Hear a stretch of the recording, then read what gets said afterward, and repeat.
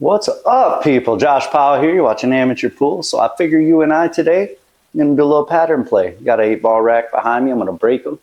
Let's see if I can run out. We're not going to play safeties. We're going to go straight for the run outs because the goal is to pick apart the patterns and try to figure the rack out. If you see something on here different than what I do, like you would have played it different, leave me a comment because I learn from these as well. I watch them back. I read the comments. I get your guys' ideas. And we all get better together, guys. So let's get into this. All right, I start with the second ball break per usual. This is the break that works best for me. I know a lot of you guys hate it and I apologize, but I try a first ball break occasionally and I do use it sometimes, but it just does not work as well for me on a 7-foot table. So I put the ball over here, one ball width off the rail, hit the second ball with bottom inside and try to come back into the rack.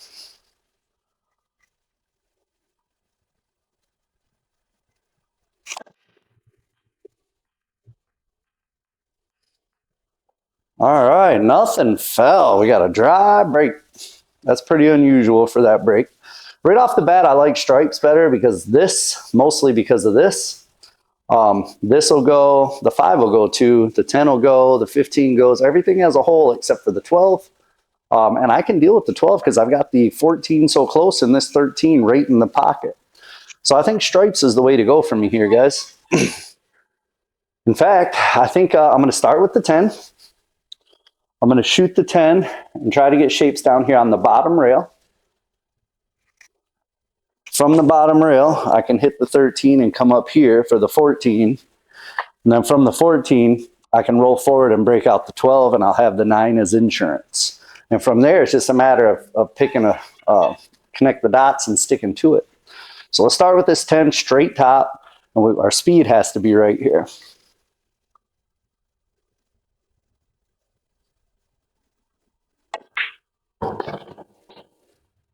Get down on the rail. Get down there, sucker. It was a little tough because I was jacked up over the 5, but I think I'm good enough. I can play it rail first and still accomplish the same task.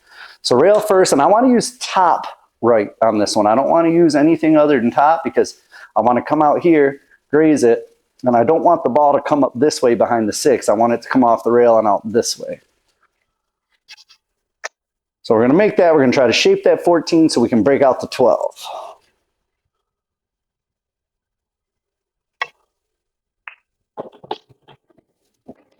Well, I got the 14, but I think it's too much to break out the 12. Let's see. Man, if the 6 wasn't there, I'd make it with a little inside. I may still have to do that anyway because I've got it. If I don't address this 12 now and the 14, if I don't shoot the 14 now, it becomes a problem ball. And the 12 is a problem ball. And I never get out. So the only way I run this rack is if I still shoot this right now. Because coming back for it is a nightmare. So I got to shoot it with a little left spin, come off the rail, and try to hit the 12 out a little bit.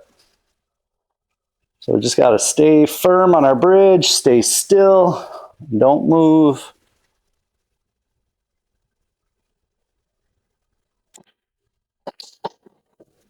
All right, I opened her up a bit. Now we have a chance.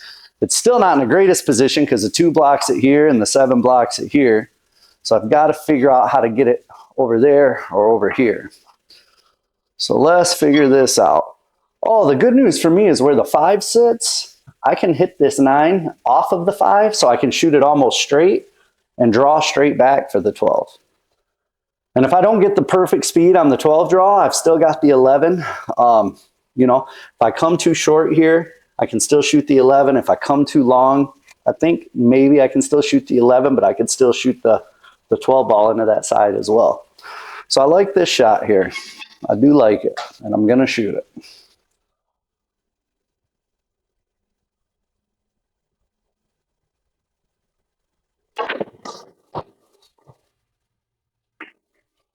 Kind of got in between, and I blocked the 8 with the 5. Dang it. Dang it, dang it, dang it. I mean, I can still cut the 12, but man, is it not a fun shot now. It's not a fun shot. I can shoot the 11, but I don't see where that leads me right off the bat. I've got to address this 12. If I don't address the 12, I don't think there's any way I get out. So whether I like it or not, I have to shoot this shot. That's the way I see it. I have to. I've got to shoot it. So what I've got to do is stop thinking about everything else and put all my focus into this shot. I'm going to use draw so that way I can come off the rail and out up over here. But I've got to just mainly focus on the shot.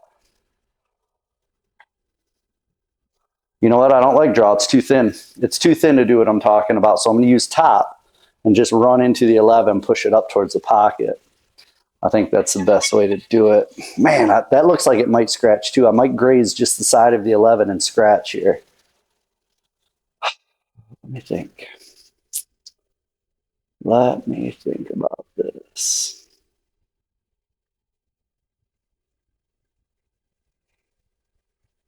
Dang it, man. Yeah, I've got to do it. I've got to try it. I've got to try it here. No other way.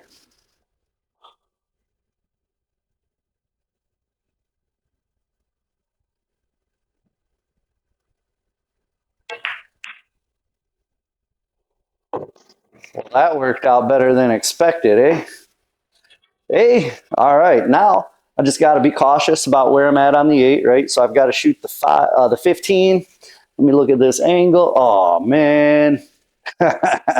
Don't ever do that. I've done that in a tournament before, guys. I was actually playing like for the quarterfinals in a tournament, and I turned to look at the guy and went to call my shot in the 8 ball, and my stick fell and hit the cue ball, and he took ball in hand, and I lost.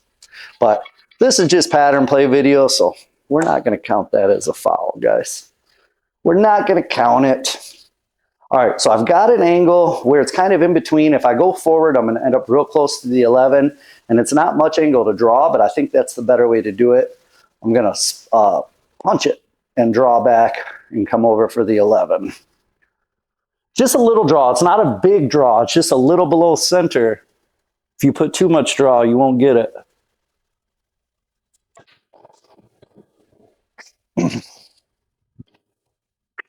All right, and I want the 8 in the side, so I'm going to shoot this 11. I could put inside and go 2 rails around like this, or I could just put stun and come 1 rail up. I like the 2 rails because it comes into my line. So I'm going to put left spin on this one, go 2 rails to shape the 8 in the side.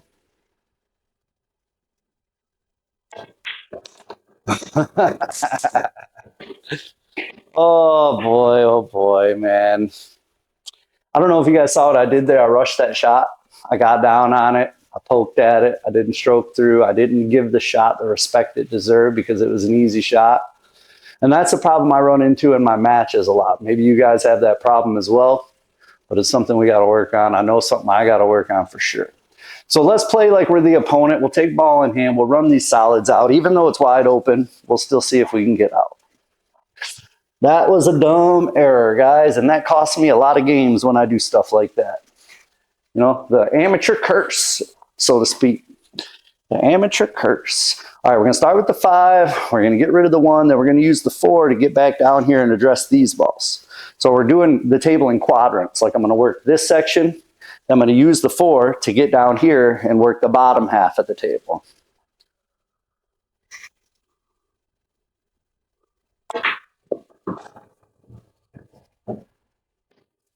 So I want to make sure I have the right angle on this 4 ball. This is important. So I can just get straight on it and follow up for the 6 or the 3. I think that's the best bet. I don't want to move the cue ball more than I have to.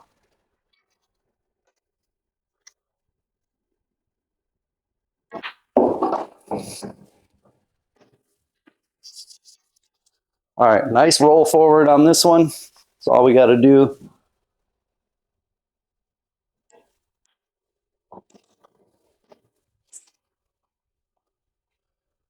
Now we got the 6. We can shoot the 2. We could shoot the 3 if we wanted, but that's the harder shot of the 3 for sure. So which way do we want to go here, guys? Which way do we go? At first glance, I said the 2, right? Because that seems like the obvious shot. Or I mean the 6, because it seems like the obvious shot. But the 2, then I can make the 6, but then I got to shape, or the 7, but then I got to shape to the 6. So yeah, I think the 6. So the pattern here for me, I think, guys, is 6, 7, 2 over there, and then 3 in this side pocket, and I can run the cue ball up for the 8 in that side pocket. So here's my pattern: 2 or 6 ball, come down here for the 7, make the 7 with spin, come up here for the 2, make the 2, come over here for the 3, make the 3, and follow up here for the 8. That's my pattern that I'm looking at right now.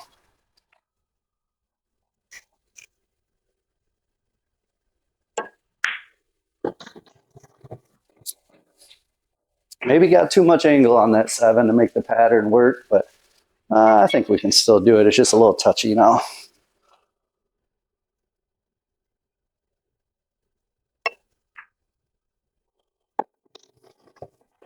Just a little touchy now. So I'm pretty straight on this 2 as well. So I'm going to have to use follow and come up.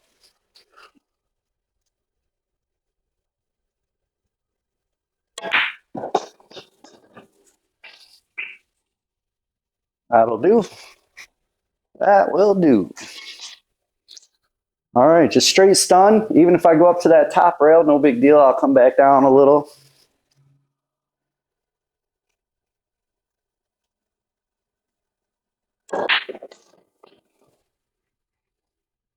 I don't want to go too far. That'll work. That will do.